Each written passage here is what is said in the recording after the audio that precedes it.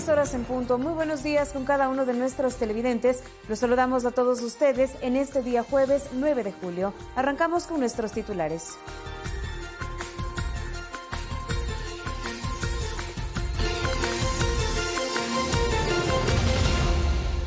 Presidente Lenín Moreno destacó el plan de reactivación económica y las acciones tomadas en torno al COVID-19 ante la CAN y la OIT. El diplomático de carrera José Valencia renunció a la Cancillería tras 2 años al frente del Ministerio de Relaciones Exteriores. En Pichincha, aumentan los casos de coronavirus. Las unidades de cuidados intensivos se encuentran ocupadas casi al 100% de su capacidad. El Ministerio de Salud solicita a la ciudadanía mantener los protocolos de bioseguridad. En lo internacional, el presidente de México, Andrés López Obrador, y Donald Trump de Estados Unidos mantuvieron su primera reunión.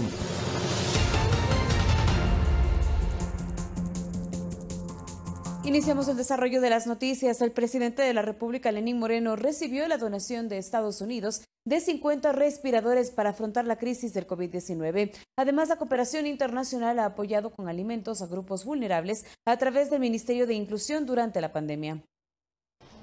El primer mandatario estuvo presente en la entrega oficial de los 50 respiradores donados por la Agencia de Cooperación de Estados Unidos para el Desarrollo Internacional, USAID. La donación está valorada en $670.000. Habrán muchas vidas que estén a la expectativa de ello. Habrán muchas vidas que salvarán precisamente por estos respiradores. Estos 50 que se entregan el día de hoy y esos 200 que llegarán dentro de los próximos 15 días. Los equipos serán apoyo en las casas de salud para áreas de atención crítica, emergencia y atención a largo plazo. Esto se suma a los casi 16 millones de dólares en asistencia que nuestro gobierno ha proporcionado al pueblo de Ecuador durante los últimos meses para enfrentar a la pandemia. Los equipos serán distribuidos en los hospitales públicos de Azuay, Carchi, Chimborazo, Cotopaxi, Manabí, Morona Santiago, Pastaza, Santo Domingo de los Áchilas, Tungurahua y Pichincha. Esta última, indicó el ministro de Salud, vive una situación difícil por la demanda de camas para atender pacientes de COVID-19. Mientras tanto, la cooperación internacional ha apoyado también con alimentos a familias vulnerables. Más afectadas por el COVID a través del MIES, en el cual vamos a hacer transferencias monetarias. El Alto Comisionado de Naciones Unidas para los Refugiados coordinó con gobiernos locales y comunidades el apoyo a las personas en situación de movilidad. Para impedir desalojos y para apoyar, y con nuestros socios también de la sociedad civil, para apoyar a las personas que se están quedando sin trabajo. Verónica Rivadeneira, Ecuador TV. El primer mandatario, Lenín Moreno, volvió a destacar la importancia del trabajo conjunto al momento de enfrentar al COVID-19 y a sus repercusiones. Así lo dio a conocer en la 20ª reunión del Consejo Andino, en donde se transfirió la presidencia pro tempore de Bolivia a Colombia. Una foto oficial que quedará para la historia. La reunión del Consejo Presidencial Andino fue a través de una plataforma virtual debido a la pandemia del COVID-19. Y por eso, el enfrentar a esta enfermedad de manera conjunta fue una discusión implícita en el encuentro regional. Como comunidad y región, tratamientos especiales para nuestras deudas, para acceso a medicamentos y a vacunas, que se presentará ya contra el COVID-19. La integración en distintas áreas marca la hoja de ruta para este organismo, cuya presidencia pro tempore 2020-2021 estará en manos de Colombia. Pero sobre todo, estaremos integrando un equipo para aprender de nuestras lecciones de cómo enfrentamos el COVID-19. Unida en la lucha contra la pandemia, contra la corrupción. Un trabajo que saben no será fácil, pero que precisamente con una mayor colaboración podrá llegar más pronto. La reconstrucción socioeconómica nos demandará mucho, a lo mejor muchísimo tiempo. Debemos ser creativos, emprendedores, resilientes y sobre todo solidarios. En este marco, el nuevo presidente pro tempore Iván Duque no dejó de lado la importancia que tiene la ciudadanía y por ende la democracia para que esta integración no vuelva a ser aprovechada solo a través de discursos, dijo. Rechazamos ese espíritu de la destrucción que hace apología del delito y que adicionalmente busca fracturar el espíritu de la integración. De hecho, en esta reunión participó como invitado especial Juan Guaidó, quien es reconocido por la CAN como el representante encargado del pueblo venezolano. Alex Llanos, Ecuador TV. 6 de la mañana con 5 minutos y el canciller José Valencia dejó ayer el Ministerio de Relaciones Exteriores. Sin embargo, afirmó que su deseo es seguir en el servicio exterior. Destacó la cooperación internacional como uno de sus logros. Tras 2 años al frente del Ministerio de Relaciones Exteriores, el canciller José Valencia oficializó la tarde de este miércoles su renuncia al cargo.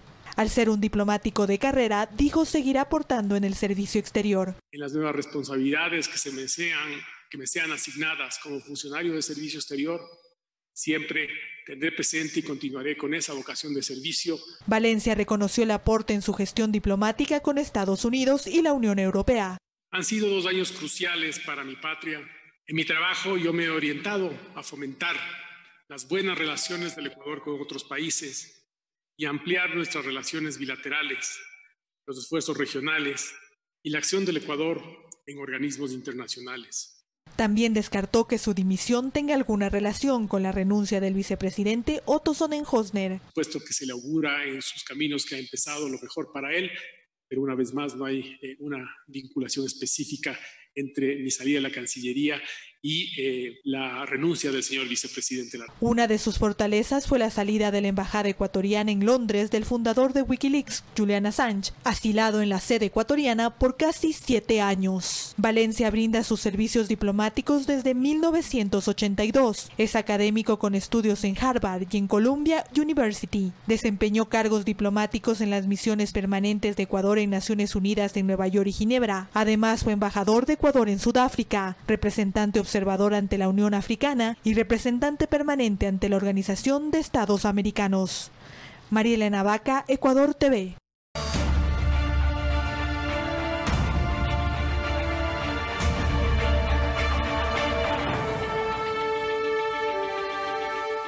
Hay 5 aspectos que se tratan en la renegociación de una deuda: el periodo de gracia, el flujo de pago de la deuda, la tasa de interés, el capital y el plazo para pagar. Le explicamos los alcances de estos ítems en la renegociación de los bonos de la deuda del Ecuador con el grupo de tenedores más importante.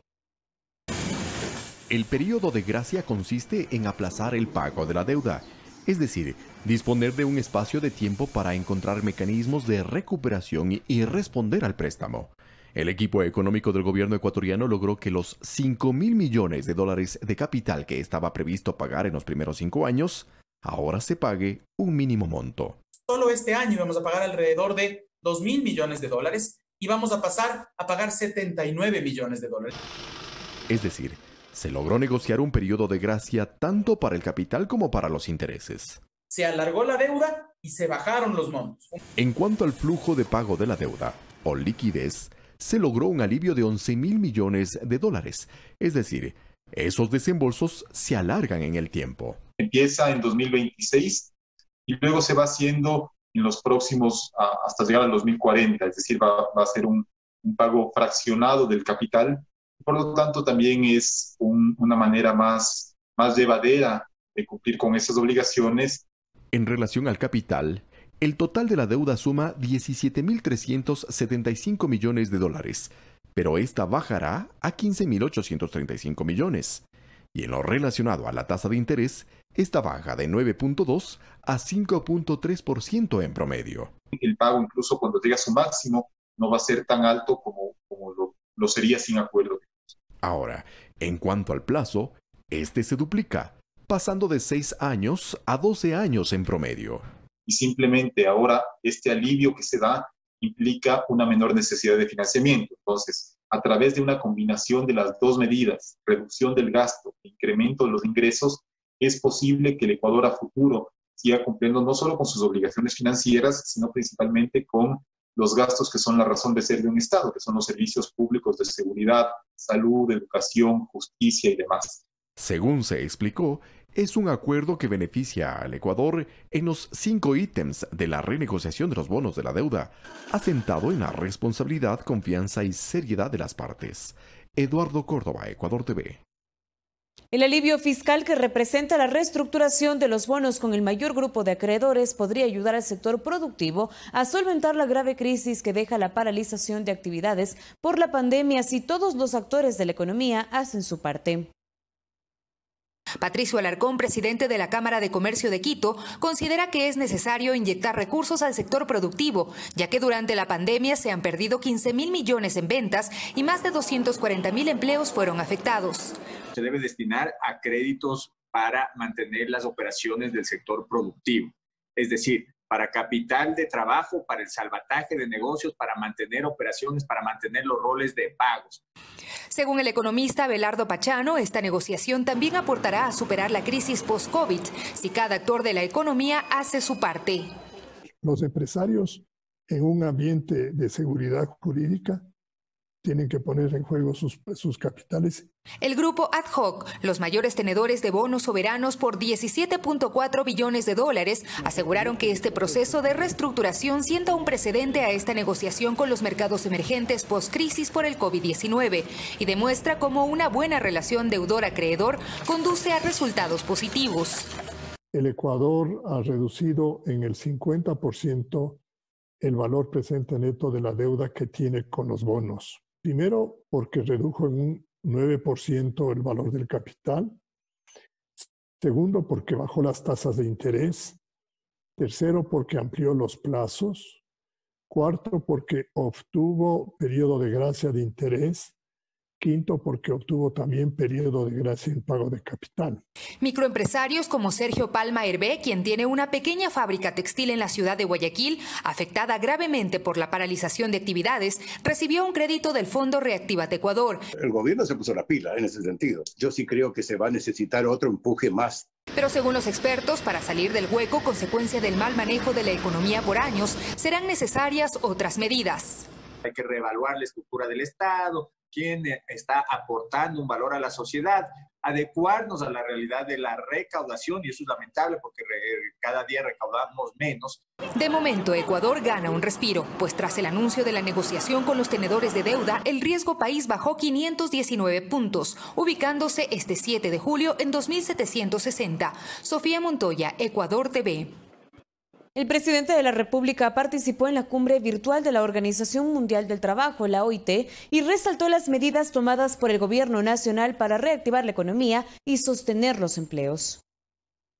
En la cumbre de la OIT, el presidente Lenín Moreno destacó las acciones gubernamentales para la reactivación económica y la sostenibilidad del empleo en el Ecuador. Felicitó a la Organización Internacional del Trabajo por la organización de la cumbre y manifestó que la pandemia ha impuesto nuevos escenarios sociales y económicos. En este marco, el presidente de la República destacó la aprobación de la Ley de Apoyo Humanitario por parte de la Asamblea. Por eso promocionamos una ley de apoyo humanitario que, entre otros temas, impulsa la reactivación económica y productiva, con el efecto inmediato de conservación y generación de empleo. La ley fomenta el diálogo entre empleadores y trabajadores. La mejor manera de llegar a acuerdos es esa. De más está decir que dichos acuerdos respetan absolutamente todos los derechos laborales.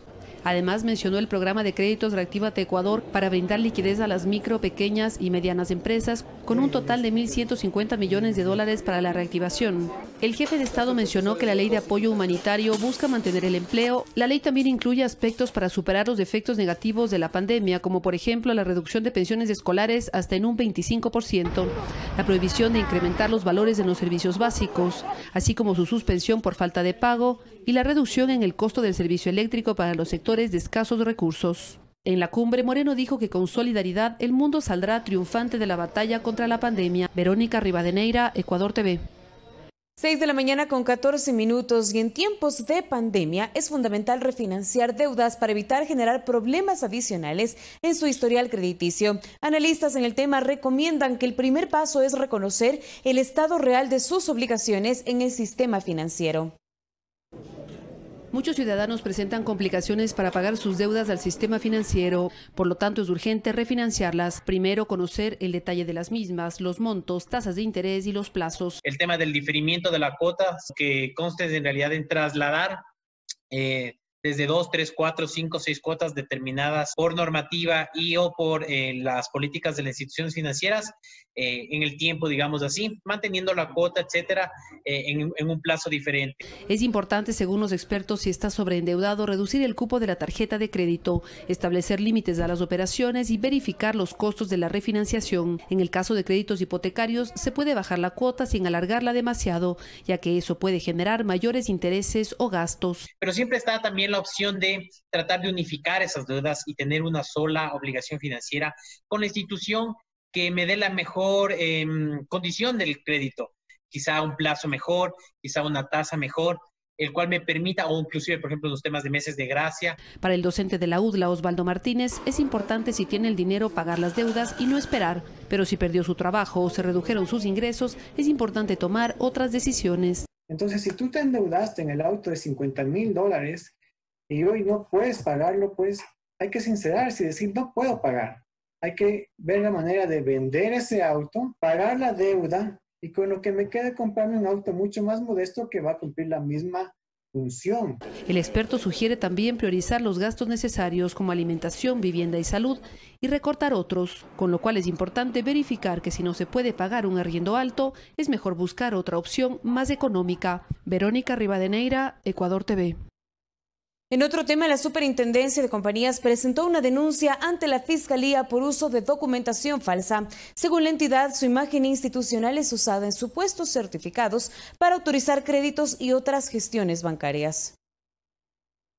Hasta el momento, la Superintendencia de Compañías ha identificado al menos a 6 empresas que habrían dado mal uso de su imagen en documentación falsa, emitiendo certificados de dinero lícito, aprobación de créditos, autorización de cuentas bancarias y otros. Se podría deducir que quien lo emitió ha cobrado ese valor de $357. Nosotros no emitimos este tipo de oficios. Ante estos hechos que hemos tenido conocimiento, nosotros hemos procedido a presentar las respectivas denuncias en la ciudad de Guayaquil y también en La Tacunga. Las empresas vinculadas son Futuro LTDA, Créditos Andina Limitada, Politécnicos Créditos, Crediéxito Limitada, Financiera de Crédito Superior. Todas ofrecen en Ecuador préstamos de dinero al instante, sin garante, con la tasa de interés más baja del mercado, sin revisar el buró de crédito. Las consultas solo se las hace por WhatsApp o por correo electrónico, al igual que el envío de la documentación. La aprobación dura 1 hora. Estas compañías no constan dentro del catastro de las compañías constituidas en nuestra institución. Por lo que hacen advertencias. Están aprovechando de la ingenuidad o del desconocimiento de las personas o de algunos ciudadanos que podrían estar comercializando, ofreciendo este tipo de certificados fraudulentos y a cambio estarían cobrando un dinero. Mariuxi Buenaño, Ecuador TV.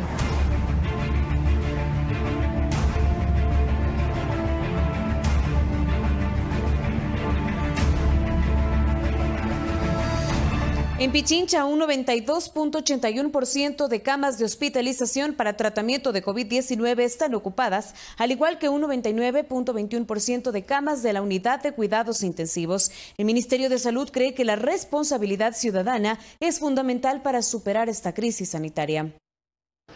El ministro de Salud, Juan Carlos Ceballos, reconoció que el impacto del COVID-19 en la capital es fuerte, pero que se realizan arduos esfuerzos por mitigar esta pandemia.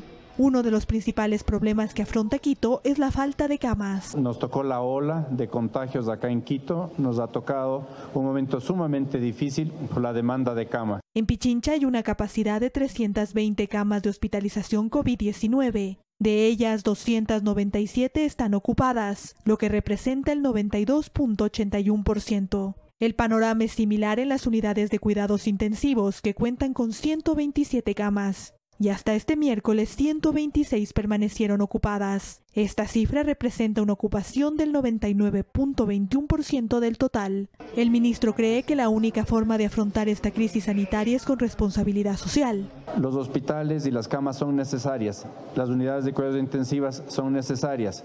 Toda la gente que está trabajando en primera línea es absolutamente fundamental, pero a esta pandemia la vamos a vencer con dos formas: la colaboración internacional, uno, y la segunda, la responsabilidad que cada uno de ustedes debe tener. Hasta este miércoles se registraron 63.245 casos confirmados de COVID-19. 5.900 pacientes se encuentran recuperados. 8.012 personas tienen ya una alta hospitalaria y 15.159 pacientes tienen alta epidemiológica. Mientras que 28.359 personas se encuentran estables en aislamiento domiciliario. Marielena Vaca, Ecuador TV. El estudio que 239 científicos presentaron a la Organización Mundial de la Salud respecto a evidencias de que el virus del COVID-19 se propaga en el aire en partículas más pequeñas que flotan por horas no es muy alejado de la realidad. Así opina el docente e investigador de la Universidad de las Américas, quien afirma que el riesgo de contagio es mayor en espacios cerrados, sin ventilación y con aglomeración de personas. 239 científicos de todo el mundo presentaron a este organismo evidencias de que el virus del COVID-19 se propaga en el ambiente en partículas más pequeñas y que flotan por más tiempo en el aire. Y así lo reconoció Benedetta Allegranchi, responsable técnica de prevención y lucha contra infecciones de la OMS. Y comprender sus implicaciones sobre los modos de transmisión y también sobre las precauciones que deben adoptarse.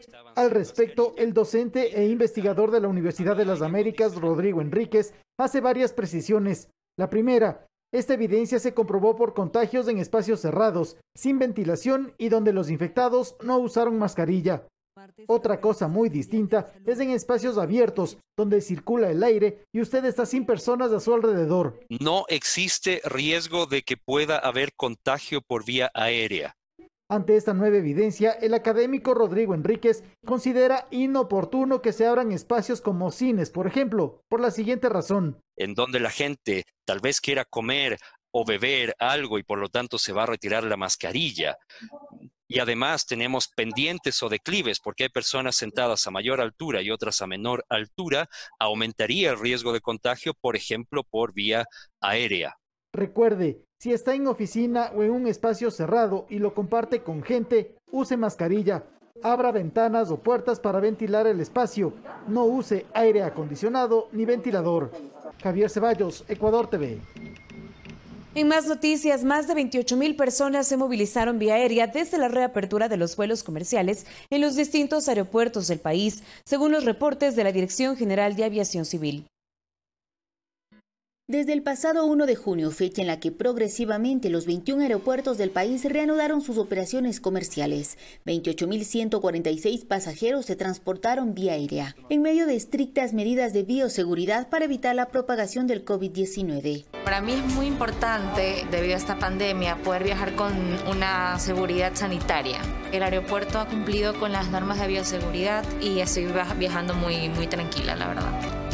Funciona, las medidas están todas listas, todo con gel, mascarillas, parece que todos están respetando. Desde que me bajé del avión, que me dicen, por favor, distancia, todos con trajes. De la cifra total, el 38,6% de personas se movilizaron a nivel nacional a través de 17 operadoras aéreas, mientras que el 61,4% de usuarios viajaron al exterior. Además, se transportaron cerca de 10.500 toneladas métricas de carga entre flores, correo, productos secos y perecibles. Esto a través de 25 aerolíneas.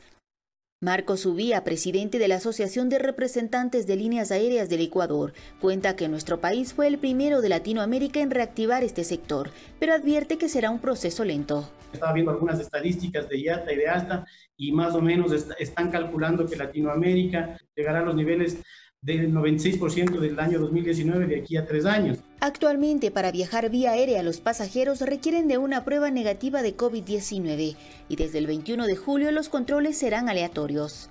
Olga Velasco, Ecuador TV.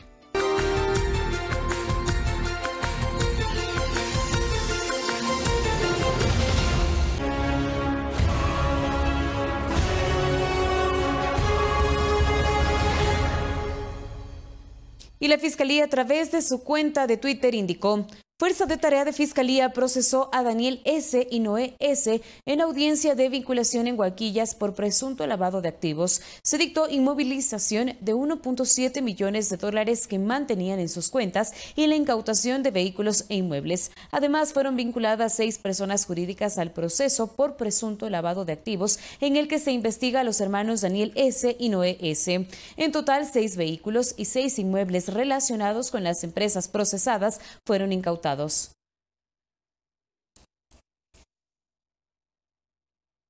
6 de la mañana con 28 minutos y la audiencia de vinculación por fraude procesal para el empresario Alfredo Adum, su hijo y el piloto Franklin Lara será el 10 de julio. La jueza de garantías penales deberá analizar diferentes versiones que se rindieron en los últimos días. Sobre el vuelo de la avioneta en la que se accidentó Daniel Salcedo el 8 de junio en Perú hay distintas versiones. Aviación Civil, por ejemplo, señaló que el 29 de mayo la empresa Gramada, dueña de la aeronave y cuyos accionistas son los hijos de Alfredo Adum, presentó un plan de vuelo por 10 días a nombre de Franklin Lara, que no incluía Perú. El capitán Lara presenta por el sistema IFIS un plan de vuelo en el cual indica que va a hacer Guayaquil, la isla Puná. Contrario a esto, Franklin Lara en su versión negó que se hayan dirigido a Puná, sino directamente a Perú, que quien piloteaba era Alfredo Espinosa y Noel, e incluso que forcejeó con Espinosa al percatarse que estaban en otra ruta. A eso sumó este miércoles su abogado, que no conoce a Daniel Salcedo. Él no conocía a las personas que cayeron en la avioneta, ¿no? Lara también habría afirmado que perdió su celular tras el accidente. Sin embargo, este miércoles el administrador de Gramada sumó una tercera versión contradiciéndolo, pues mostró a Fiscalía chats donde Lara lo habría llamado luego del siniestro. Para que sea examinado y detecte todas las mentiras. Hay otra versión más, la de Alfredo Adum. Él señala que lo ocurrido con la avioneta fue un robo, que el plan de vuelo abarcaba un viaje el 6 de junio con biólogos a cargo de Lara, pero que no el del lunes 8. Que nunca lo reportó, ni al señor Álvarez, ni a la empresa, ni a nadie. Me han quitado la visa de la manera más ruin. Esto deberá analizar la jueza Mónica Caicedo en la audiencia de vinculación por el delito de fraude procesal el 10 de julio contra Franklin Lara, Alfredo Adum y su hijo Estefano Adum. Luis Alfredo Zúñiga, Ecuador TV.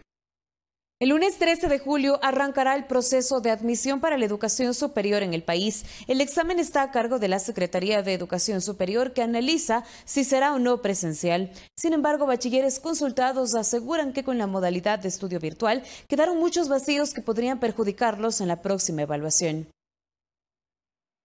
Optaron por estudiar al aire libre. Hace pocos días se graduaron de la secundaria y no perdieron el tiempo. Entre ellos tratan de despejar las dudas que por la situación sanitaria no pudieron resolverlas en las aulas. Arely tiene 18 años, quiere estudiar gastronomía, postulará a una universidad pública en la provincia de Chimborazo, pero está preocupada, teme no alcanzar el puntaje requerido. Aún no tengo las bases que el colegio me estaba dando y debo estudiar más. Lo mismo ocurre con Keila, postulará a una carrera de veterinaria. Quiero entrar a la central, el puntaje está de 927. La Secretaría de Educación Superior pondrá en marcha el proceso de admisión para el segundo semestre del año en curso. Tendrá 2 fases. Entre el 13 al 15 de julio se habilitará la cuenta para quienes tenían un cupo o no se presentaron a la evaluación. Y entre el 26 de julio al 2 de agosto, los bachilleres podrán inscribirse para el examen de acceso de educación superior, que reemplazará al Ser Bachiller, que fue eliminado. El Instituto Nacional de Evaluación Educativa elaboró varios modelos de examen con 1.400 ítems, que al momento se encuentran en proceso de evaluación y validación. Va a ser con profesores universitarios, con las universidades con quienes estamos trabajando. Se evaluarán conocimientos de matemáticas, lenguaje y literatura, ciencias naturales y sociales, pero con mayores seguridades para evitar que las pruebas se filtren como lo ocurrido en el anterior semestre. Época de pandemia, no han visto ciertos temas, de esos temas no van, solamente lo que han visto, digamos, en el colegio. Desde el 13 de julio, los aspirantes podrán descargar los contenidos del examen a través de admisión.cenacid.gov.es. La Secretaría de Educación todavía no ha anunciado si el examen será o no presencial. La fecha tentativa podría ser la última semana de agosto. Valeria Villarroel, Ecuador TV. Y casi 2/3 de los hogares del país carecen de conectividad a Internet. Ante ello, y en medio de estos de más de 3 meses de clases no presenciales, UNICEF se suma a los esfuerzos para que los estudiantes de zonas como la Amazonía puedan contar con el apoyo de un profesor para seguir con su formación académica. 154 millones de niñas y niños de América Latina y el Caribe quedaron temporalmente fuera de las aulas de clase a causa de la emergencia sanitaria. Pero mientras muchos pudieron continuar su aprendizaje a través de medios digitales, en zonas de la Amazonía ecuatoriana, por ejemplo, donde el acceso a internet, celular o televisor en el hogar es limitado, la realidad es distinta. Raiza es un caso y hasta su hogar llega su profesora Doris para entregarle su material de estudio. La historia de Raiza es un ejemplo de miles de historias de vida de niños, niñas, adolescentes en la frontera norte, donde UNICEF apoya a las escuelas rurales y sus docentes en brindar acompañamiento pedagógico, entregar material y brindar acompañamiento psicosocial a las familias y estudiantes. Pero no solo se trata de revisar asignaturas tradicionales como las matemáticas, historia y español. También se plantean actividades para hacerlas en familia, como recetas de cocina, manualidades y mensajes de prevención del contagio de COVID-19. Durante la emergencia, los niños estudian en casa, con ayuda de los padres, pero también pueden disfrutar de la naturaleza. Para que no me dé coronavirus, me lavo las manos todos los días. Raiza es parte de un programa de educación impulsado por UNICEF en el marco de la emergencia, para ayudar a cerca de 1.200 niños en el Ecuador, quienes se encuentran en similares condiciones y que se agudizan ante la pandemia. Eduardo Córdoba, Ecuador TV. En 15 días se podrá obtener la licencia de conducir en forma digital y también quienes accedan a la cédula digital obtendrán la firma electrónica de manera gratuita. Estos son los procesos que son parte de la conectividad y la digitalización que lleva adelante el Gobierno nacional. Ecuador avanza en el proceso de conectividad y digitalización de todos los trámites del servicio público. El ministro de Telecomunicaciones, Andrés Michelena, señaló que hasta el momento en el Ecuador un 70% de trámites son digitales y la meta es que el próximo año se alcance el 95%. Al presidente le pedí toda la rectoría para incluso crear sanciones y despidos al funcionario público, a la autoridad, sea ministro, sea director, sea subsecretario, que impida la transformación digital del país. Vamos a avanzar hacia la transformación y lastimosamente si hay personas, si hay funcionarios públicos que lo van a impedir, tendrán que ser retirados de la función pública. Según el ministro Michelena, en 15 días en nuestro país se podrá obtener la licencia de conducir de manera digital. En mi aplicación, si yo me bajo en mi teléfono en la app go.es, va a estar mi licencia en el teléfono. Cuando el policía me pida, voy a enseñar mi teléfono y mi licencia digital está aquí. Lo mismo con la cédula digital y lo mismo con otros procesos. De igual manera, quienes accedan a la cédula digital tendrán la firma electrónica de manera gratuita. Es decir, ya no tendrá un costo, como tiene ahora lastimosamente, que es elevado de 25 a 35 dólares.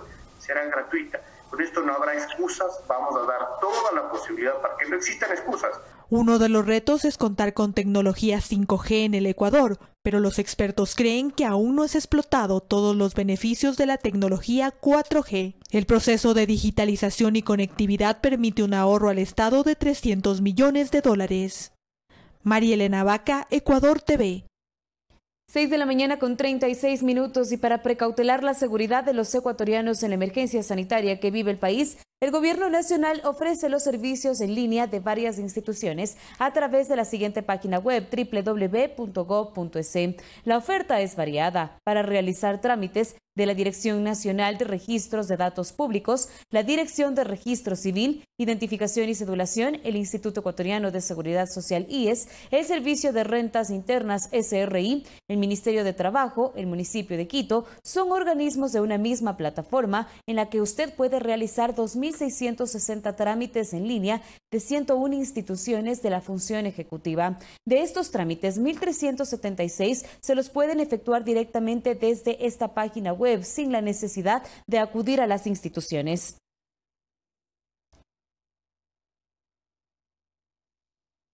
Y el acompañamiento de un adulto o de usted como padre o madre de familia es importante para que sus hijos no estén sobreexpuestos o hiperconectados a Internet. En esta época en donde se ofrecen cursos vacacionales a través de la plataforma para reuniones virtuales Zoom, analistas plantean recomendaciones para la seguridad de nuestros niños.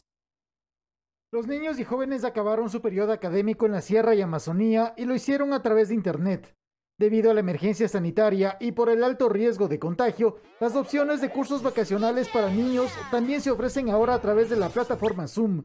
Cristian Espinosa, periodista especializado en temas de Internet y cobertura móvil, cree que los padres de familia juegan un rol importante para evitar la hiperconexión de niños y chicos al Internet en esta época. Básicamente interactuando con ellos, dándoles posibilidades, porque también como padres nosotros a veces no les damos opciones para que ellos dejen la pantalla y hagan otra cosa que no sea solo estar ahí. Y ni hablar de la responsabilidad que tienen los adultos por su seguridad en la red. La palabra clave en estas vacaciones, en los cursos digitales, es acompañamiento. Para el psicólogo educativo Napoleón Vázquez, la descarga de energía que debe tener un niño es necesaria. Tenerlos todo el tiempo en Internet no es lo más adecuado. La sobrecarga de energía también afecta para el mal carácter y el mal genio.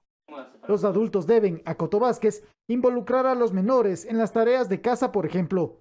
Hay que organizar el día. Hay que hacer un horario para la vida diaria del confinamiento.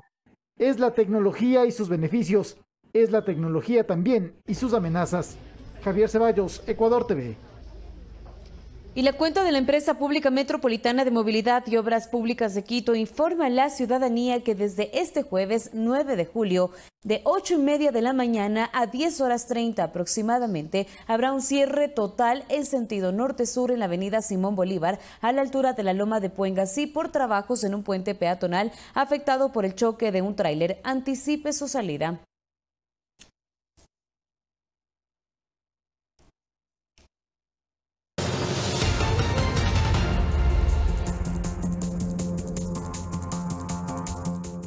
En el desarrollo de las noticias del mundo les contamos que el presidente de Estados Unidos, Donald Trump, recibió a su homólogo mexicano Andrés López Obrador. Los mandatarios no portaron mascarilla y tampoco se saludaron con la mano, acciones que captaron la atención del mundo.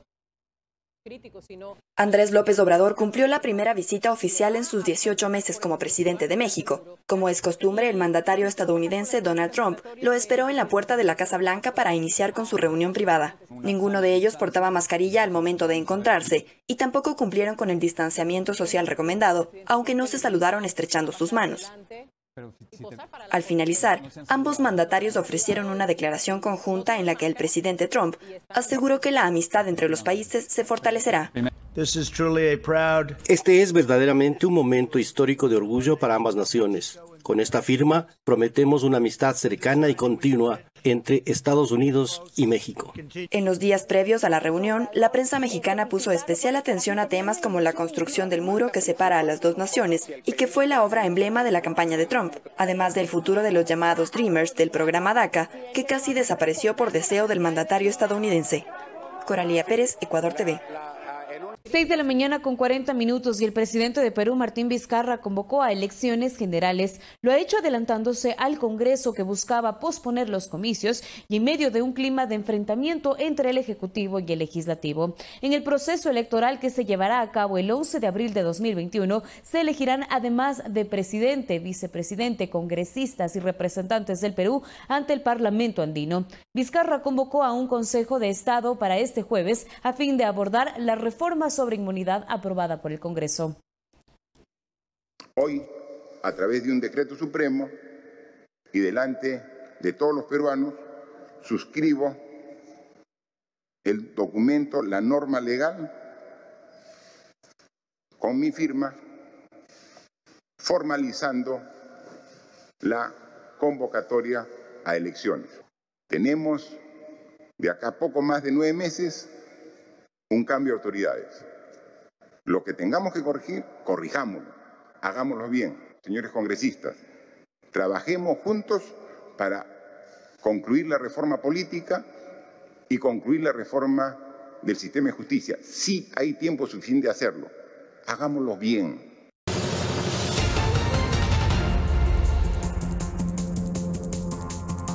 Detienen en Estados Unidos a exgobernador mexicano acusado de corrupción. Además, se encuentran en Países Bajos contenedores para torturar utilizado por criminales. Más en nuestro segmento El Mundo Ahora. Preste atención. El presidente electo de República Dominicana, Luis Abinader, dijo esperar un traspaso de poder ordenado, con la mira puesta en la normalización de la economía tras la pandemia de COVID-19, luego de reunirse con el mandatario saliente Danilo Medina. De acuerdo con los datos oficiales ofrecidos por la Junta Central Electoral, Abinader ganó con el 52,52%. El exgobernador del estado mexicano de Chihuahua, César Duarte, fue detenido en Florida, Estados Unidos, acusado de un millonario desvío de fondos, informó la Fiscalía, en momentos en que el presidente Andrés Manuel López Obrador está de visita en Washington. Ahora se llevará a cabo el proceso de extradición para ser juzgado en México. El exfuncionario tiene al menos 11 órdenes de aprehensión pendientes por el delito de peculado y lleva más de 3 años prófugo. La policía neerlandesa anunció haber descubierto una cárcel clandestina integrada por 7 contenedores, uno de los cuales era una sala de torturas, hallazgo que se produjo días después del desmantelamiento en Europa de una tensa red de comunicaciones encriptadas. La célula de tortura situada en uno de los contenedores contaba con tijeras de podar, una sierra, bisturís y pinzas. Un labrador se mantiene ocupado durante la pandemia trabajando como perro de reparto para una tienda de ultramarinos de Medellín, en Colombia. Eros, de 8 años, trota por las calles de esa ciudad varias veces al día, con una canasta de paja en sus mandíbulas, llevando verduras, frutas y alimentos envasados a los clientes del Porvenir. Ellos le pagan con golosinas, juegos y masajes en la cabeza. Fernanda de la Bastida, Ecuador TV.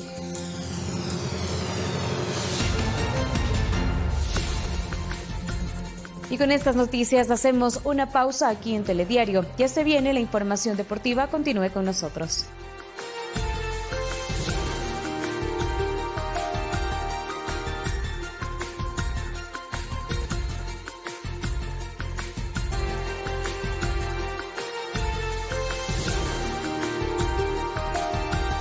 Amigos y amigas, muy buenos días. Gracias por seguir con nosotros en Telediario este jueves 9 de julio de 2020.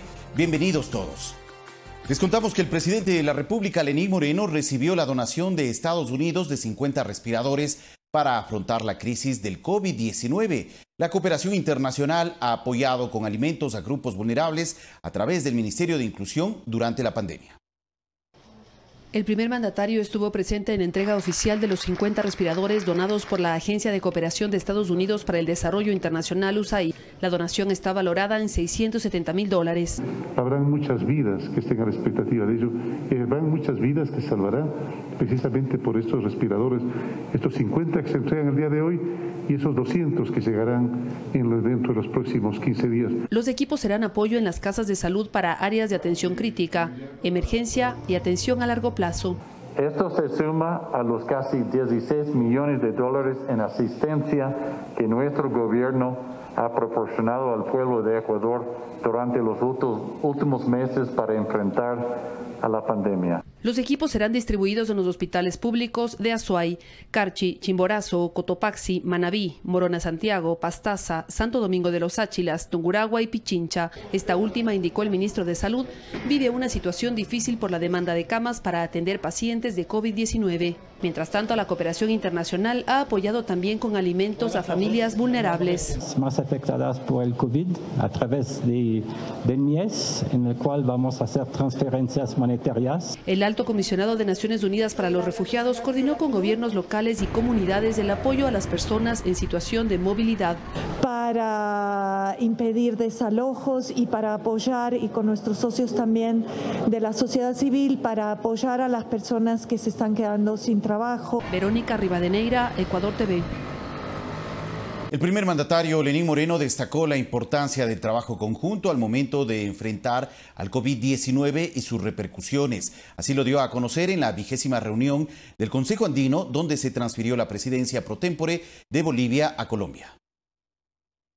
Una foto oficial que quedará para la historia. La reunión del Consejo Presidencial Andino fue a través de una plataforma virtual debido a la pandemia del COVID-19 y por eso el enfrentar a esta enfermedad de manera conjunta fue una discusión implícita en el encuentro regional. Como comunidad y región, tratamientos especiales para nuestras deudas, para acceso a medicamentos y a vacunas, que se presentará ya contra el COVID-19. La integración en distintas áreas marca la hoja de ruta para este organismo, cuya presidencia pro tempore 2020-2021 estará en manos de Colombia. Pero sobre todo estaremos integrando un equipo para aprender de nuestras lecciones de cómo enfrentamos el COVID-19. Unida en la lucha contra la pandemia, contra la corrupción. Un trabajo que saben no será fácil, pero que precisamente con una mayor colaboración podrá llegar más pronto. La reconstrucción socioeconómica nos demandará mucho, a lo mejor muchísimo tiempo.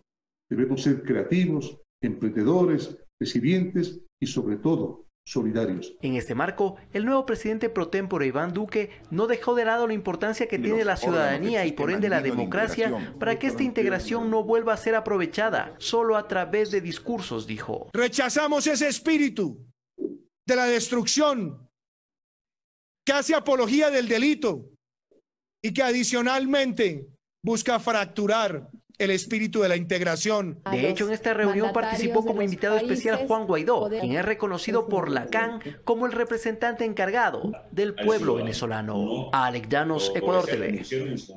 7 de la mañana con 7 minutos y les contamos que el canciller José Valencia dejó este miércoles el Ministerio de Relaciones Exteriores. Sin embargo, afirmó que su deseo es seguir en el servicio exterior. Destacó la cooperación internacional como uno de sus logros. Tras 2 años al frente del Ministerio de Relaciones Exteriores, el canciller José Valencia oficializó la tarde de este miércoles su renuncia al cargo. Al ser un diplomático de carrera, dijo seguir aportando en el servicio exterior. En las nuevas responsabilidades que me sean asignadas como funcionario de servicio exterior, siempre tendré presente y continuaré con esa vocación de servicio. Valencia reconoció el aporte en su gestión diplomática con Estados Unidos y la Unión Europea. Han sido 2 años cruciales para mi patria. En mi trabajo yo me he orientado a fomentar las buenas relaciones del Ecuador con otros países y a ampliar nuestras relaciones bilaterales, los esfuerzos regionales y la acción del Ecuador en organismos internacionales. También descartó que su dimisión tenga alguna relación con la renuncia del vicepresidente Otto Sonnenhosner. Puesto que se le augura en sus caminos que ha empezado lo mejor para él, pero una vez más no hay una vinculación específica entre mi salida de la Cancillería y la renuncia del señor vicepresidente. Una de sus fortalezas fue la salida de la embajada ecuatoriana en Londres del fundador de Wikileaks, Julian Assange, asilado en la sede ecuatoriana por casi 7 años. Valencia brinda sus servicios diplomáticos desde 1982. Es académico con estudios en Harvard y en Columbia University. Desempeñó cargos diplomáticos en las misiones permanentes de Ecuador en Naciones Unidas en Nueva York y Ginebra. Además, fue embajador de Ecuador en Sudáfrica, representante observador ante la Unión Africana y representante permanente ante la Organización de Estados Americanos. María Elena Vaca, Ecuador TV.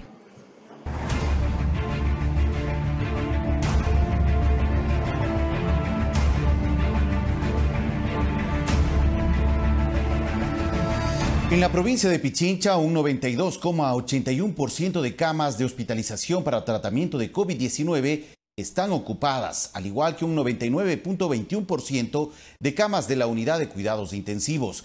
El Ministerio de Salud cree que la responsabilidad ciudadana en este momento es fundamental para superar esta crisis sanitaria. El ministro de Salud, Juan Carlos Ceballos, reconoció que el impacto del COVID-19 en la capital es fuerte, pero que se realizan arduos esfuerzos por mitigar esta pandemia. Uno de los principales problemas que afronta Quito es la falta de camas. Nos tocó la ola de contagios acá en Quito, nos ha tocado un momento sumamente difícil por la demanda de camas. En Pichincha hay una capacidad de 320 camas de hospitalización COVID-19. De ellas, 297 están ocupadas, lo que representa el 92,81%. El panorama es similar en las unidades de cuidados intensivos, que cuentan con 127 camas. Y hasta este miércoles 126 permanecieron ocupadas. Esta cifra representa una ocupación del 99,21% del total. El ministro cree que la única forma de afrontar esta crisis sanitaria es con responsabilidad social. Los hospitales y las camas son necesarias, las unidades de cuidados intensivas son necesarias. Toda la gente que está trabajando en primera línea es absolutamente fundamental, pero a esta pandemia la vamos a vencer con 2 formas. La colaboración internacional, 1, y la segunda, la responsabilidad que cada uno de ustedes debe tener. tener. Hasta este miércoles se registraron 63.245 casos confirmados de COVID-19. 5.900 pacientes se encuentran recuperados. 8.012 personas tienen ya una alta hospitalaria y 15.159 pacientes tienen alta epidemiológica. Mientras que 28.359 personas se encuentran estables en aislamiento domiciliario. Marielena Vaca, Ecuador TV. 7 de la mañana con 11 minutos. Les contamos que un trabajador asintomático llevó el virus del COVID-19 a un hogar de ancianos que funciona en Penipe, en la provincia de Chimborazo. 11 adultos mayores fallecieron y 44 personas dieron positivo a esta enfermedad. En ese lugar se asiló a pacientes que presentan síntomas. Los mayores del asilo Saturnino López del cantón Penipe en Chimborazo fallecieron con COVID-19.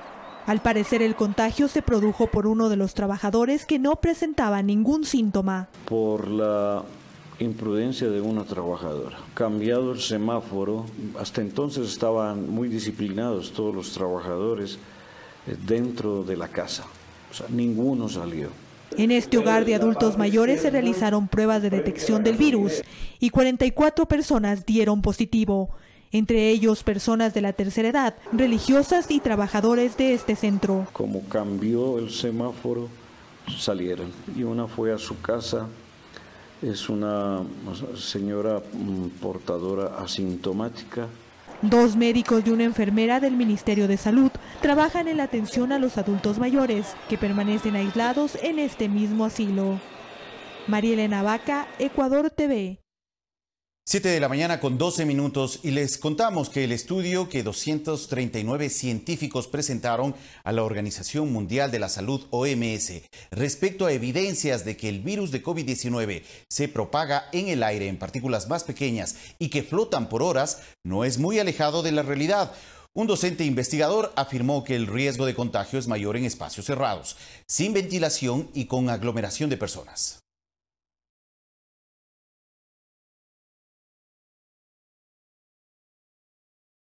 ...239 científicos de todo el mundo presentaron a este organismo evidencias de que el virus del COVID-19 se propaga en el ambiente en partículas más pequeñas y que flotan por más tiempo en el aire.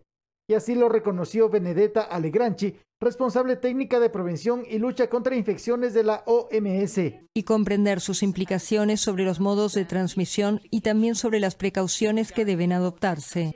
Al respecto, el docente e investigador de la Universidad de las Américas, Rodrigo Enríquez, hace varias precisiones. La primera, esta evidencia se comprobó por contagios en espacios cerrados, sin ventilación y donde los infectados no usaron mascarilla. Otra cosa muy distinta es en espacios abiertos, donde circula el aire y usted está sin personas a su alrededor. No existe riesgo de que pueda haber contagio por vía aérea. Ante esta nueva evidencia, el académico Rodrigo Enríquez considera inoportuno que se abran espacios como cines, por ejemplo, por la siguiente razón. En donde la gente tal vez quiera comer o beber algo y por lo tanto se va a retirar la mascarilla.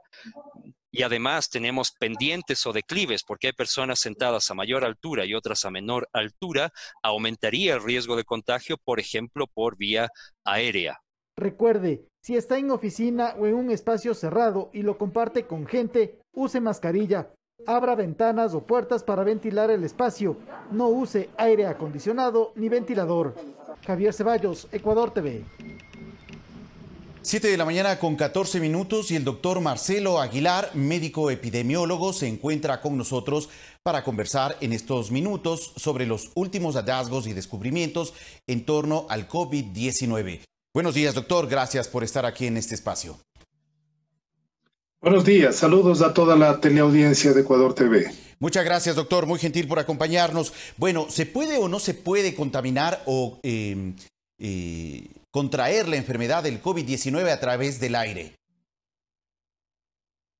Mire, este es un conocimiento antiguo respecto a otros patógenos respiratorios. Por ejemplo, la tuberculosis. Se conoce que cuando una persona tose, estornuda o habla, hace un aerosol y en esos aerosoles hay pequeñas gotitas y hay grandes gotitas. Las pequeñas gotas generalmente caen rápidamente al suelo por su peso, pero hay pequeñas gotas de menos de una micra que pueden tener virus que pueden tener patógenos y permanecer más tiempo. Este conocimiento que se recupera, que probablemente está ocurriendo con el COVID-19, lo que tiene que hacer es orientarnos de forma fundamental a que las medidas de precaución que estamos tomando tienen que ser practicadas de forma rigurosa y se refiere especialmente a los espacios cerrados. Está conocido ya que los espacios cerrados, mal ventilados, en donde la gente no usa mascarilla, hay mayor probabilidad de transmisión en este sentido. Hay una serie de conocimientos que van apareciendo en la medida que evoluciona la pandemia y es necesario estar atento al conocimiento científico para hacer los ajustes necesarios e indispensables frente a la evolución. Lo que observamos al comienzo en Wuhan, en Corea, en Asia y en Europa ya va tomando características diferentes en otras áreas del mundo. Claro que sí. Doctor Aguilar, entonces deberíamos pensar que este tema del contagio del coronavirus por aire estrictamente se refiere a áreas que no tienen circulación de aire, áreas cerradas especialmente, porque si alguien sale a la calle, ¿puede ser que contraiga la enfermedad? En la calle hay menos probabilidad, porque hay más aire circulante, se dispersan estas condiciones con todo el aire circulante que hay, pero sí en espacios cerrados, y esto tiene especial implicación para el trabajo público. Las oficinas deben tener, los oficinistas deben tomar especiales precauciones, usar siempre la mascarilla, de preferencia mantener aireadas las habitaciones, abiertas las ventanas para producir corrientes de aire. Y creo que es importante mantener la restricción de eventos como conciertos, cines, eventos religiosos, en donde se acumula una cantidad importante de personas en locales cerrados y no ventilados. Esa es una observación importante y desde luego fortalecer la idea de que tenemos que seguir usando la mascarilla. Claro que sí, en este sentido es muy importante el cuidado que la ciudadanía pueda tener frente a esta enfermedad, tomando en cuenta que desde la semana anterior, por ejemplo, una buena parte de los servidores públicos han retornado a sus puestos de trabajo, a sus oficinas, y frente a esta realidad, ¿cuáles son las recomendaciones que debemos tener en cuenta? Hay que fortalecer la práctica de lo que conocemos como el triángulo de la vida. El incremento de personal trabajando de forma presencial hace dos cosas. Aumenta primero la presión del transporte público, que el transporte público ocurre en ámbitos cerrados, como los medios de transporte, los buses. Hay que tomar en cuenta que ahí hay elementos de uso común, apoyos, una serie de cosas que pueden aumentar la transmisión. Mantener el uso de la mascarilla, el lavado de manos, portar gel antiséptico debe ser como parte de nuestro atuendo, usar el gel antiséptico siempre que se toque un elemento de uso común, mantener el uso de las mascarillas. Creo que es importante recalcar algunos elementos. Por favor. En el Ecuador, en el manejo de la pandemia, en los últimos momentos hemos visto algunas acciones contradictorias. Nos dicen, salgan, muévanse, reactivemos la economía, vamos a las playas próximamente, pero también hay que decir que estamos en el peor momento de transmisión. Quito está en una situación francamente epidémica, hay que decirlo de ese modo, y que tiene que haber una responsabilidad social en la mantención de estas medidas preventivas, pero también tiene que haber un ajuste y un fortalecimiento de las acciones específicas de salud pública que requieren una mayor vigilancia. Hasta ahora queda debiendo como acción de salud pública el desarrollo de un sistema de vigilancia epidemiológica.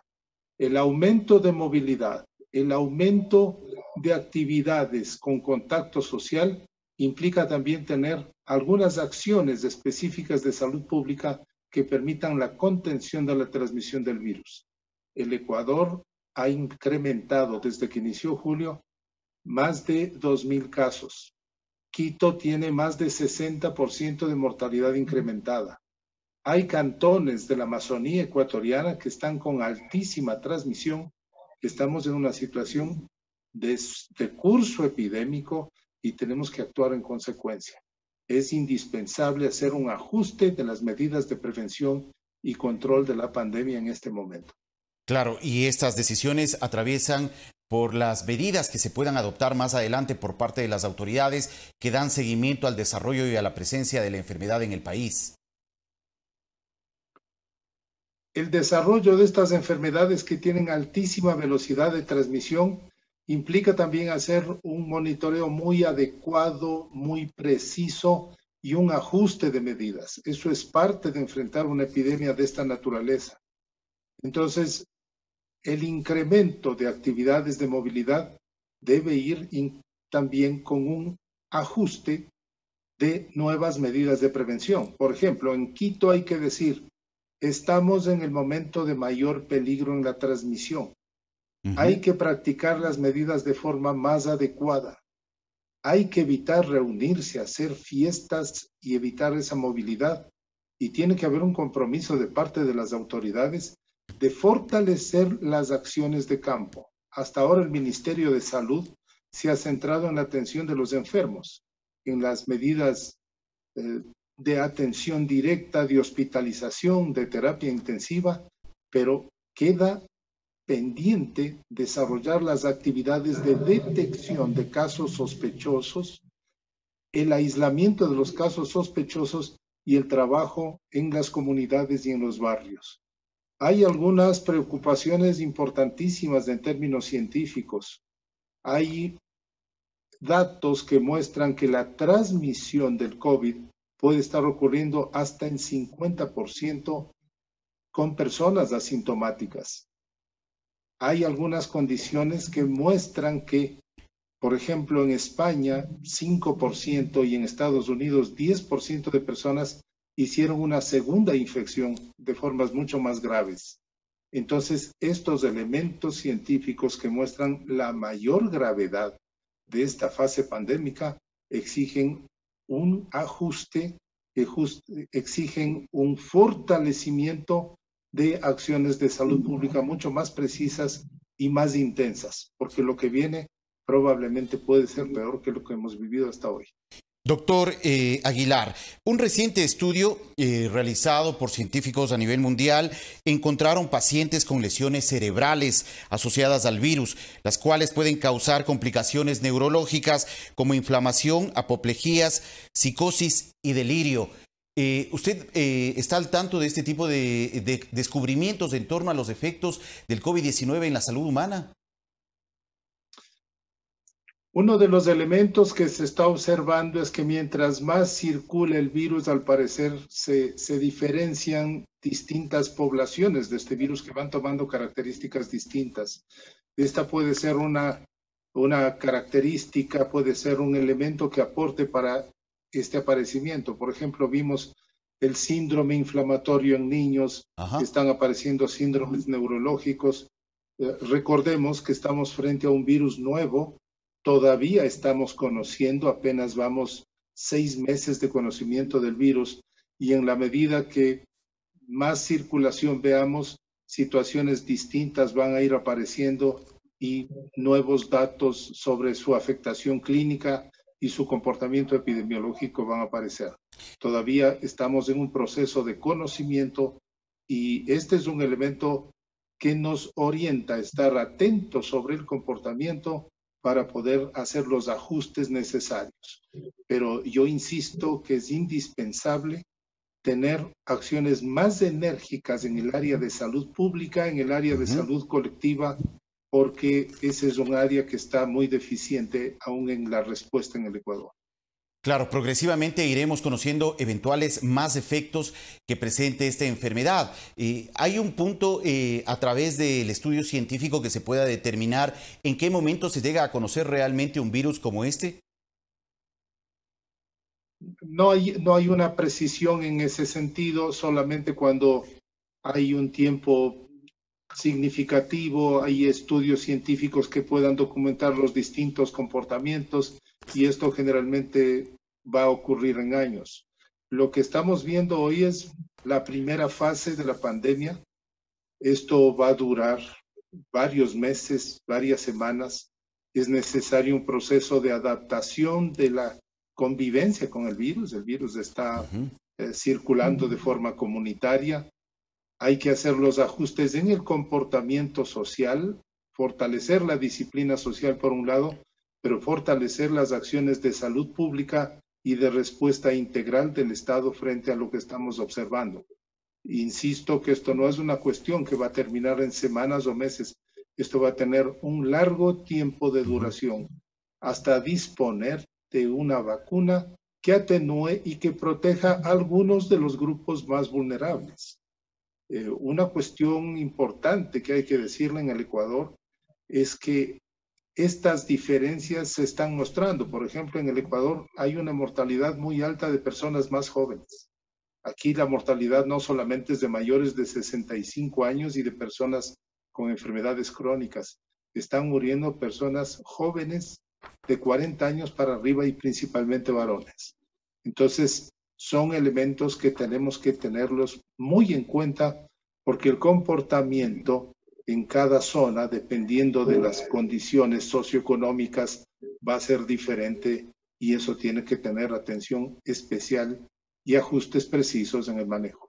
De acuerdo, doctor Aguilar, ya para terminar este espacio de entrevista, mucho se ha hablado, por ejemplo, de varias alternativas para enfrentar o tratar de frenar el tema del COVID-19. Entre ellos, por ejemplo, el uso del dióxido de cloro, que mucho se ha discutido durante estas últimas semanas. ¿Cuán efectivo puede ser o es solamente un mito en torno a una eventual cura que podría significar el dióxido de cloro frente al COVID-19? No, la angustia de la gente frente a una enfermedad que no tiene tratamiento, que no tiene vacuna, que es una enfermedad mortal, hace que se busquen una serie de cosas y la gente acaba creyendo cualquier cosa. Lo del cloro es charlatanería, pero de la más grave, porque esta es una sustancia muy tóxica. Hasta hoy, científicamente, no hay ningún medicamento, producto natural, de medicina alternativa que reduzca la transmisión o que impida el desarrollo de la enfermedad. Solamente el uso de corticosteroides en casos graves, en casos que están hospitalizados, con respirador, con problemas pulmonares, se ha mostrado que se ha reducido la enfermedad, que se ha reducido la mortalidad de la enfermedad. Pero eso ocurre en casos graves, de personas que están hospitalizadas y son tratamientos exclusivos de las personas que están manejando terapia intensiva. Es la combinación de corticosteroides con anticoagulantes. Es todo lo que hay. El resto es charlatanería pura y hay que alertar a la comunidad que muchos de estos productos, como el cloro, son productos tóxicos no aptos para el consumo humano.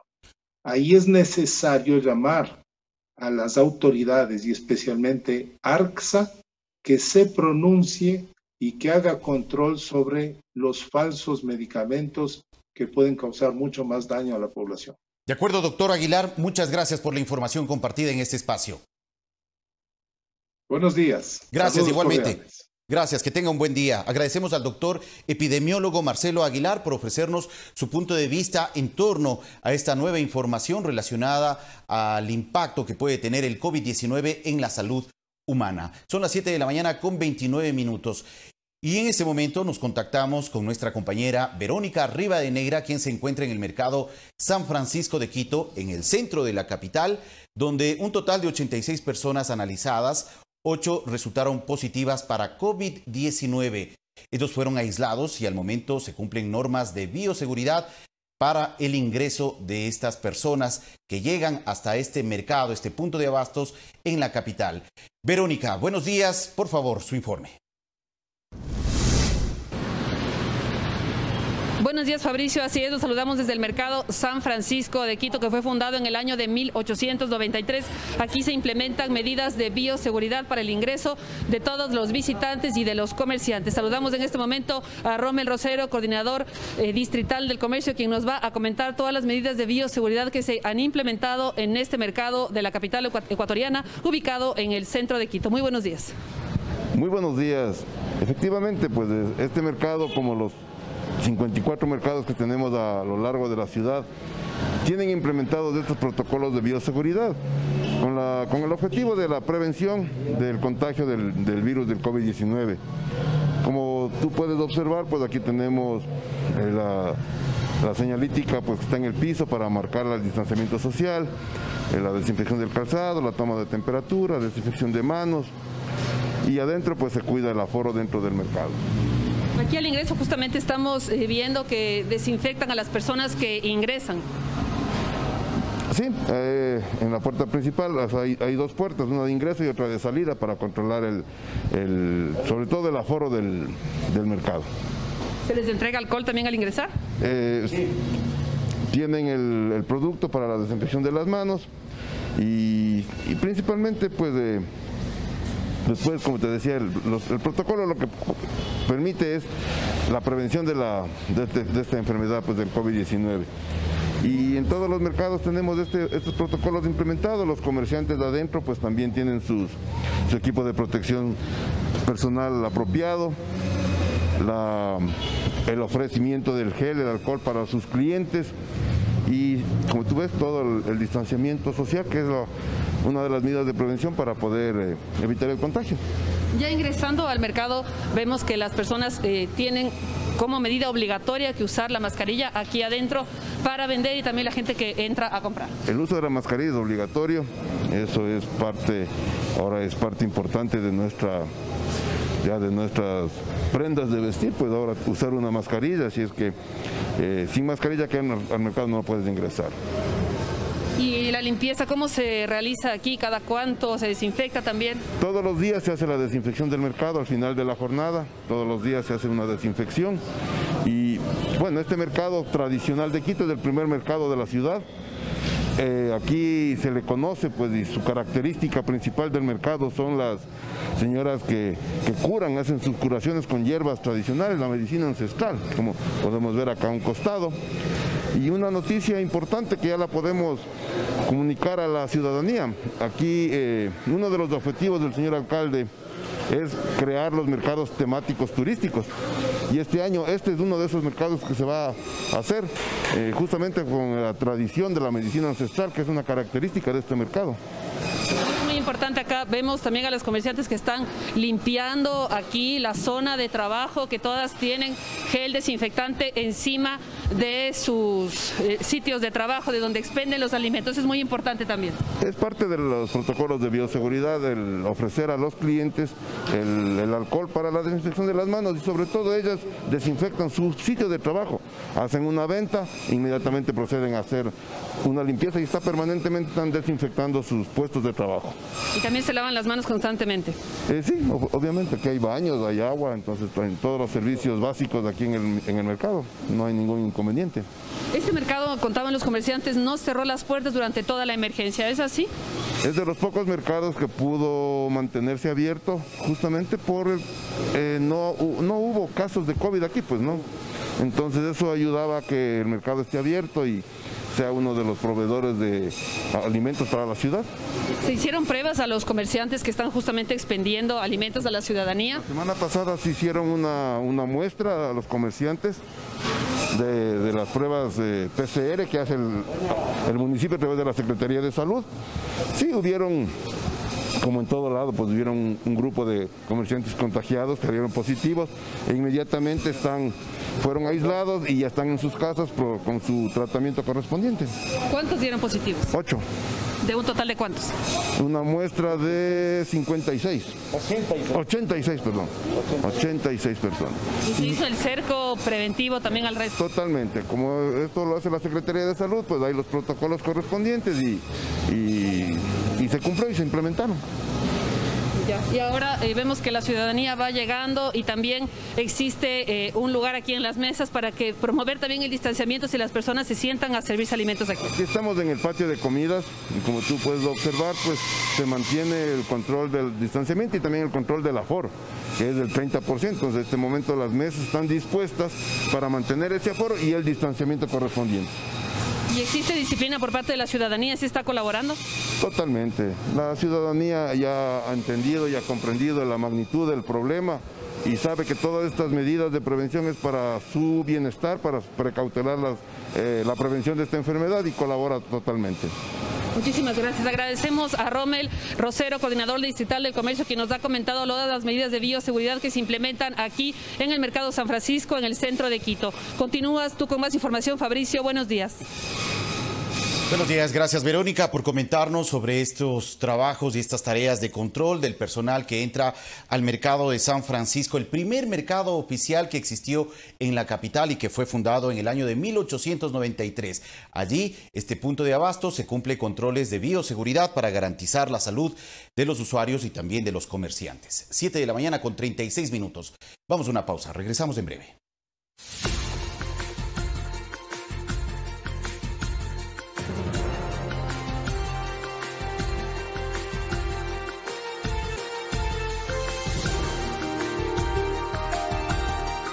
El alivio fiscal que representa la reestructuración de los bonos con el mayor grupo de acreedores podría ayudar al sector productivo a solventar la grave crisis que deja la paralización de actividades por la pandemia. Patricio Alarcón, presidente de la Cámara de Comercio de Quito, considera que es necesario inyectar recursos al sector productivo, ya que durante la pandemia se han perdido 15.000 millones en ventas y más de 240.000 empleos fueron afectados. Se debe destinar a créditos para mantener las operaciones del sector productivo, es decir, para capital de trabajo, para el salvataje de negocios, para mantener operaciones, para mantener los roles de pagos.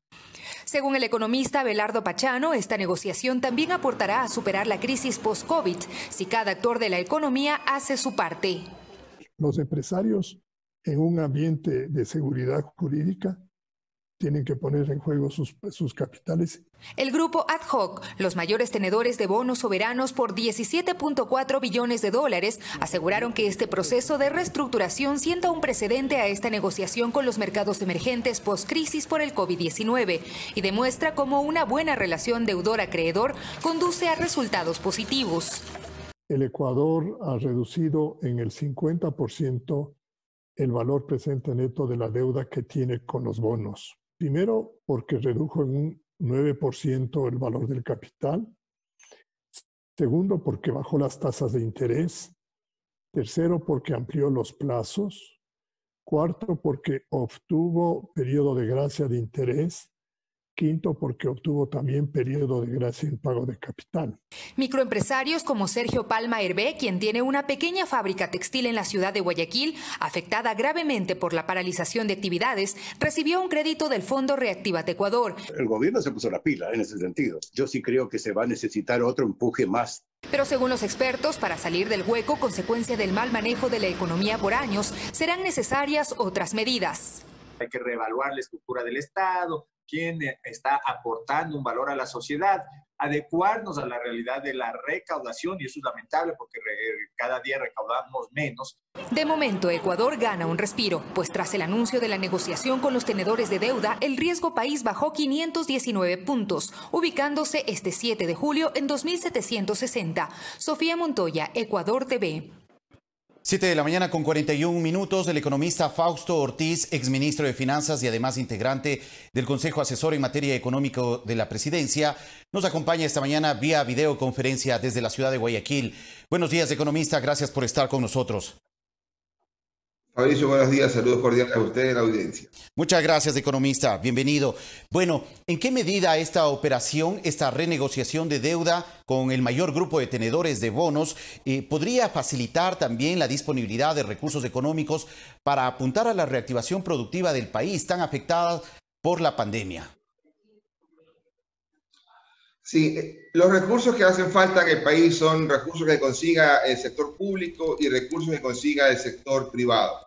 Por lo tanto, bajar el riesgo país, como está ocurriendo luego del anuncio, y ojalá mucho más fuerte cuando ya se perfeccione el anuncio que está en proceso, que eso puede tomar unos cuantas semanas más, el riesgo país debería bajar, y eso permitiría al sector privado volver a pensar en conseguir financiamiento local, conseguir financiamiento internacional para poder dinamizar algo las empresas que pueden tener este espacio de agilitar sus recursos, sus actividades no tanto todas las empresas, porque hay sectores que son mucho más golpeados que otros, como es el caso del turismo, que ojalá pueda esto ir sorteando de mejor forma la crisis y pueda entrar a la normalidad, aunque todavía se ve un poco lejana.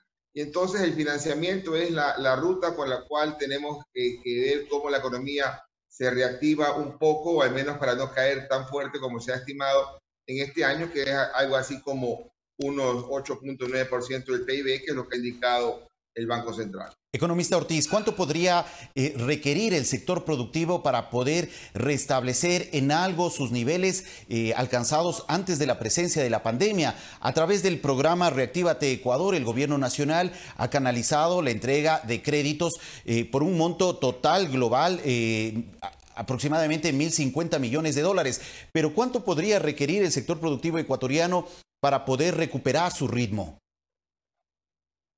Sí, los números iniciales que hacía el mismo Ministerio de Finanzas allá por el mes de marzo eran algo así como unos 4.000, 6.000 millones de dólares, que eso estaba en línea con lo que el resto de países de la región estaban tratando de destinar a la economía, que era 5 o 7% del Producto Interno Bruto. Y lo que estamos como país viendo que el gobierno ha señalado es apenas 1.000 millones de dólares, pero eso es debido a que no hay el acceso al financiamiento para poder dar más recursos. Ajá. Al menos los 1.000 millones que pudieran entrar hacia la economía pueden ayudar, ojalá, a los sectores más golpeados, aquellos sectores que estaban bien antes de la pandemia, porque no hay que darle solamente a los que están bien hoy día, porque lo interesante es poder arreglar y sostener las empresas la mayor cantidad posible, pero los que estaban bien antes del inicio de la pandemia, como lo han manifestado también informes de organismos multilaterales, que hay que tratar de apoyar a las empresas. Y ojalá se llene este cupo de 1.000 millones pronto para que el gobierno tenga la necesidad de ir a destinar más recursos a este tipo de alternativas, mejorar condiciones y ojalá también con la situación cambiante del tema del riesgo país, la banca consiga financiamiento y pueda también poner y arrimar el hombro para dar financiamiento a quienes la banca también son sus clientes y pueden hacer un crecimiento de crédito un poco más fuerte de lo que la pandemia los está obligando a dar crédito. Economista Ortiz, si bien estos 1.000 millones de dólares, que son una cifra grande, resultarían insuficientes para reactivar al sector productivo nacional golpeado fuertemente por el tema del COVID-19, pero de forma paralela, esta negociación de la deuda que han emprendido las autoridades económicas del país abre oportunidades, abre caminos para que Ecuador pueda acceder a otras líneas de crédito que permitan de igual forma emprender o entregar créditos a productores y con ello mejorar la situación económica en el país. Sí, mire que la línea de crédito que va a llegar más rápido aparentemente es el financiamiento con China, que son ahí 2.400 millones de dólares de plata fresca, 400 millones para pagar algún vencimiento que tiene Ecuador con China y 2.000 millones que entran a la economía. Pero esos 2.000 millones de dólares que entran a la economía de alguna forma equilibran los más de 2.000 millones de dólares que tiene el gobierno en forma de atraso, tanto con la seguridad social, con los municipios, con algunos proveedores. Ojalá el gobierno esa plata la pueda destinar para ir pagando esos atrasos y que la plata fresca dinamice la economía.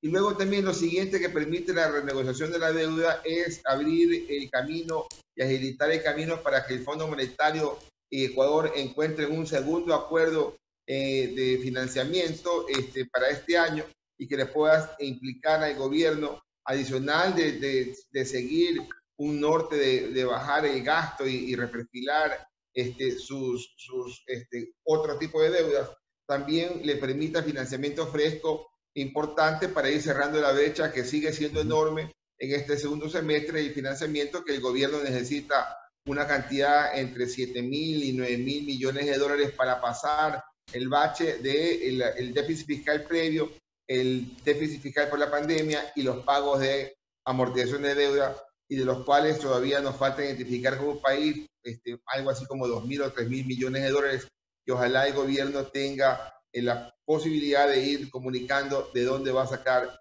aquellos recursos. Economista Ortiz, hablemos brevemente sobre este tema de la negociación de la deuda como tal. ¿Qué es lo que hace falta para poder cerrar ya todo este proceso de renegociación de reperfilamiento de la deuda que se ha anunciado por parte de las autoridades días atrás y que significa al menos un ahorro para el Estado inmediato de cerca de 1.500 millones de dólares.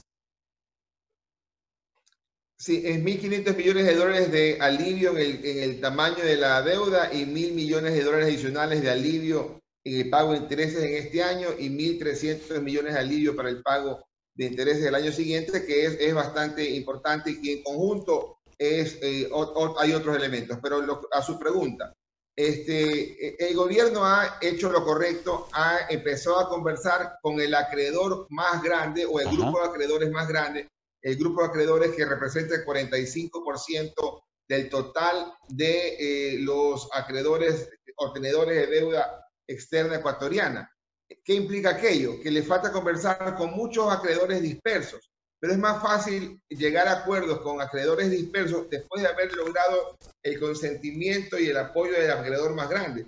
Porque si hubiera hecho lo contrario el gobierno, hubiera hablado con todos los chiquititos que están ahí dispersos y hubiera logrado un acuerdo. Cuando se presentaba ante el grande hubiera dicho no estoy de acuerdo y se caía lo que el gobierno había avanzado. En este momento, lo que le falta a Ecuador es ir juntando más voluntades al acuerdo que se ha presentado, y eso de ahí pareciera que está dando buenos resultados, porque el riesgo país, que estaba en 3.200 puntos al inicio de la semana, al día siguiente del anuncio bajó a 2.700. Eso quiere decir que la gente en el mercado percibe que lo que se ha presentado es una buena condición y seguramente va a ir logrando en el transcurso de las siguientes semanas la aceptación, ojalá casi total, de los tenedores de bonos para esta operación de reperfilamiento y renegociación de deuda externa. ¿Eso podría significar que los beneficios de ahorro para el país podrían incrementarse? No, es básicamente lo mismo que se planteó, es lo que los otros tenedores de bonos van a ir a pensar, evaluar y quizás decidir favorablemente. Es decir, los mismos 9% de recorte en el capital, 2 años de gracia en intereses, 2 años de gracia en el capital y el pago sin intereses de los intereses vencidos, que son 1.000 millones para este año. Yo no creo que haya mayores cambios en ese planteamiento. ¿Qué podría pasar si eventualmente estos pequeños tenedores de bonos finalmente no aceptan una negociación con Ecuador? ¿Podría incidir en los resultados ya anunciados por las autoridades? A ver, los tenedores de bonos entienden en qué están jugando, digamos, ¿no? Ellos entienden que el mercado internacional tiene una dinámica cuando está normal y tiene una dinámica cuando está en default. Ecuador no está en default, no está en cesación de pago. Ecuador entra a reestructurar ante una realidad, una pandemia de crisis global que hace caer los ingresos petroleros, hace caer los ingresos fiscales y le dificulta el pago de la deuda. Por lo tanto, es una posición bastante razonable, sana de Ecuador para hacer el planteamiento. Y si es que alguien dijera, no quiero ese acuerdo, sabe que lo que sigue es un proceso legal en las cortes que es demasiado complicado. Y entonces eso es lo que la gente trata de evitar para llegar a un acuerdo amistoso. Si es que luego, si no hay acuerdo amistoso y hay un acuerdo tajante, que Ecuador hubiera dicho, yo quiero un descuento de 60% o nada, entonces casi que está diciendo nos vemos en las cortes. Pero Ecuador, al hacer el planteamiento y al haber sido aceptado su planteamiento, lo que está asegurando es la posibilidad de lograr un apoyo mayoritario, como tuvo el apoyo mayoritario cuando hizo la renegociación de los bonos de Petroamazonas, que tuvo más del 95% de apoyo, o inclusive cuando pidió a los tenedores de bonos en el mes de marzo que le permitan postergar el pago de intereses, que también tuvo un apoyo de más o cerca del 90%. ¿Podríamos concluir que esta fue una negociación exitosa para los intereses del país, entonces? Yo creo que sí, yo creo que se puede calificar como exitosa. Yo creo que hay que destacar también que el Ministerio de Finanzas y el Gobierno Nacional no actuaron egoístamente tratando de pensar solamente en su gobierno y en su periodo que le falta menos de un año, porque hubieran podido hacer irresponsablemente simplemente no paguemos intereses este año, no paguemos intereses el otro año y dejemos que el resto del gobierno se vaya a ver cómo soluciona. Y más bien dicen, no pagamos intereses este año ni el próximo, y los siguientes 2 gobiernos van a tener un alivio importante en el pago de intereses para asegurar que en los siguientes 10 años no tengamos una situación otra vez complicada de enfrentar a un default o un pago de deuda, cesación de pagos de deuda, que ha sido la costumbre en el caso ecuatoriano, y en donde solamente hemos tenido pagos en 3 bonos en casi toda la vida republicana. Muchas gracias, economista, por sus puntos de vista. Con gusto, hasta luego. Muchas gracias, economista Fausto Ortiz, exministro de Economía y Finanzas de Ecuador, ofreciéndonos su punto de vista en torno a esta negociación de la deuda internacional por parte del Frente Económico del Gobierno Nacional. 7 de la mañana, 54 minutos. Vamos a una pausa. Regresamos en breve.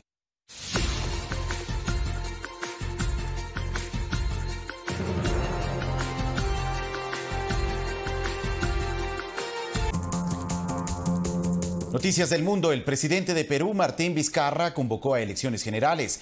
Lo ha hecho adelantándose al Congreso, que buscaba posponer los comicios y en medio de un clima de enfrentamiento entre los poderes ejecutivo y legislativo. En el proceso electoral que se llevará a cabo el próximo 11 de abril de 2021, se elegirán presidentes, vicepresidentes, congresistas y representantes del Perú ante el Parlamento andino. Vizcarra convocó a un Consejo de Estado para hoy a fin de abordar la reforma sobre inmunidad aprobada por el Congreso de ese país. Hoy, a través de un decreto supremo y delante de todos los peruanos, suscribo el documento, la norma legal, con mi firma, formalizando la convocatoria a elecciones. Tenemos de acá a poco más de 9 meses un cambio de autoridades. Lo que tengamos que corregir, corrijámoslo, hagámoslo bien. Señores congresistas, trabajemos juntos para concluir la reforma política y concluir la reforma del sistema de justicia. Sí hay tiempo suficiente de hacerlo, hagámoslo bien.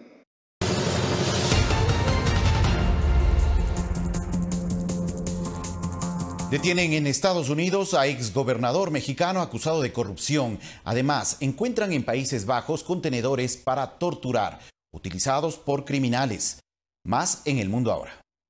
El presidente electo de República Dominicana, Luis Abinader, dijo esperar un traspaso de poder ordenado, con la mira puesta en la normalización de la economía tras la pandemia de COVID-19, luego de reunirse con el mandatario saliente Danilo Medina. De acuerdo con los datos oficiales ofrecidos por la Junta Central Electoral, Abinader ganó con el 52,52%. El exgobernador del estado mexicano de Chihuahua, César Duarte, fue detenido en Florida, Estados Unidos, acusado de un millonario desvío de fondos, informó la Fiscalía, en momentos en que el presidente Andrés Manuel López Obrador está de visita en Washington. Ahora se llevará a cabo el proceso de extradición para ser juzgado en México. El exfuncionario tiene al menos 11 órdenes de aprehensión pendientes por el delito de peculado y lleva más de 3 años prófugo. La policía neerlandesa anunció haber descubierto una cárcel clandestina integrada por 7 contenedores, uno de los cuales era una sala de torturas, hallazgo que se produjo días después del desmantelamiento en Europa de una tensa red de comunicaciones encriptadas. La célula de tortura situada en uno de los contenedores contaba con tijeras de podar, una sierra, bisturís y pinzas. Un labrador se mantiene ocupado durante la pandemia trabajando como perro de reparto para una tienda de ultramarinos de Medellín, en Colombia. Eros, de 8 años, trota por las calles de esa ciudad varias veces al día, con una canasta de paja en sus mandíbulas, llevando verduras, frutas y alimentos envasados a los clientes del Porvenir. Ellos le pagan con golosinas, juegos y masajes en la cabeza. Fernanda de la Bastida, Ecuador TV.